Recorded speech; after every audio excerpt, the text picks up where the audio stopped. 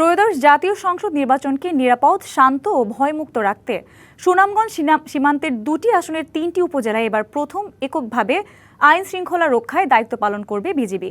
সেই সাথে সংসদ নির্বাচনকে সামনে রেখে সীমান্ত এলাকায় রয়েছে বিজিবির কঠোর নজরদারি। সুনামগঞ্জে হাওর বেষ্টিত ও দুর্গম এলাকায় একক দায়িত্ব ছাড়াও অন্যান্য বাহিনীর সমন্বয়ে কাজ করবে পুরো জেলায়। পাশাপাশি ৯০ কিলোমিটার সীমান্তে থাকবে ড্রোন নজরদারি। বুধবার ২৮ বিজিবি সদর দপ্তরে নির্বাচনী প্রস্তুতি সভায় এসব কথা জানান বিজিবি অধিনায়ক। জানান, ১ ফেব্রুয়ারি থেকে নির্বাচন সংশ্লিষ্ট সব দায়িত্ব পালনে পূর্ণ মাত্রায় মোতায়েন থাকবে বিজিবি।